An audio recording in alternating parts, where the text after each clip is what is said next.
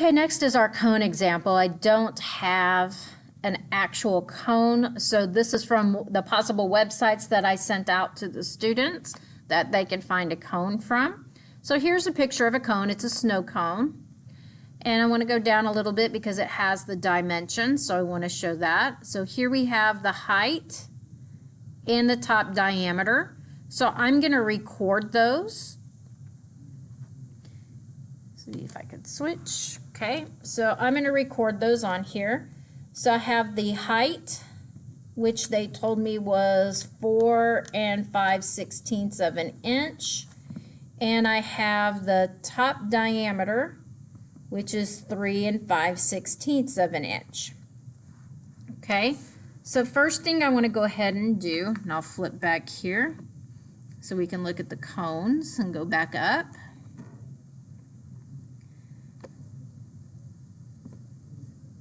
So what they've told me is I've gotten the diameter, so the diameter is going all the way across the cone, and then the height of the cone. So that's going from the middle of the cone out to that tip. So coming back here, I want to go ahead and change that 4 5/16 to a decimal. And using my calculator, I get 4.3125 inches. And 3 5/16 is going to be 3.3125. And they're both going to have the same decimal because they're the same fraction. Then I want to calculate the diameter, the radius. And I have to use the diameter to do that. I need half the cone, not all the way across. So using my calculator, I'm going to take that 3.3125 and I'm going to half it. I'm going to divide it by 2 and I'm going to round it to 1.66 inches. The other dimension that I need is called slant height. So slant height, that's going to be this length of the cone right here. If I touch it, it's going to go bigger. So the slant height is going to be this slanted part of the cone here. Okay, it's lying on its side, so it's lying on its slant height. So that's the slant height. And I'm going to need to calculate that.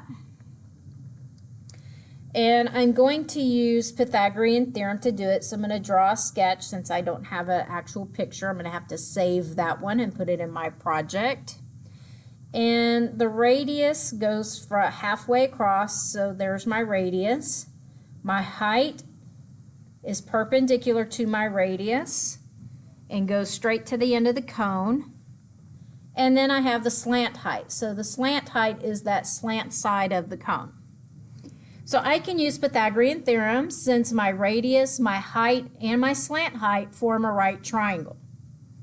So that's going to be radius squared plus height squared equals the slant height squared. So I'm going to substitute in my radius. I'm going to have 1.66 squared plus the height, 4.3125 squared, and that's going to equal my slant height squared.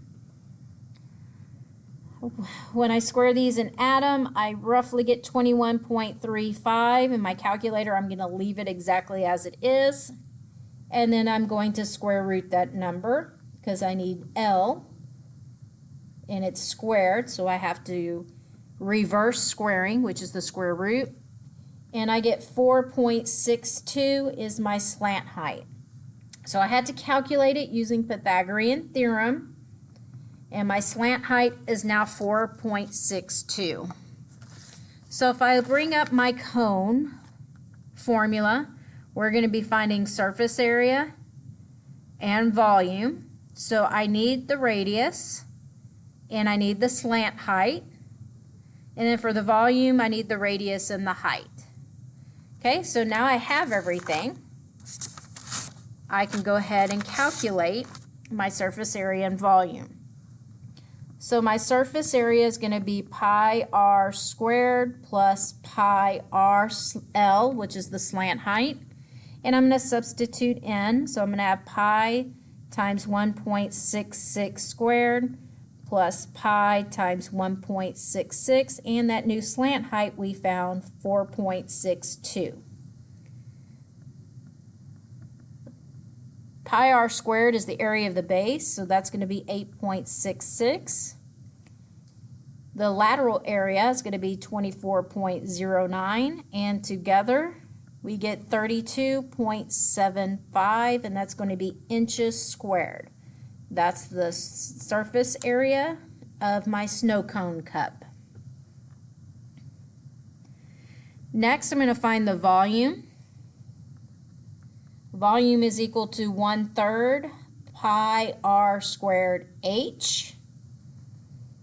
So volume is equal to 1/3 pi times 1.66 squared and times the original height, 4.3125.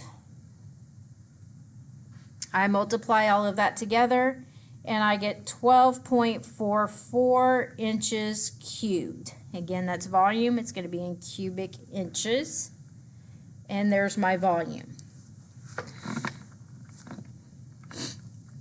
And that concludes the cone.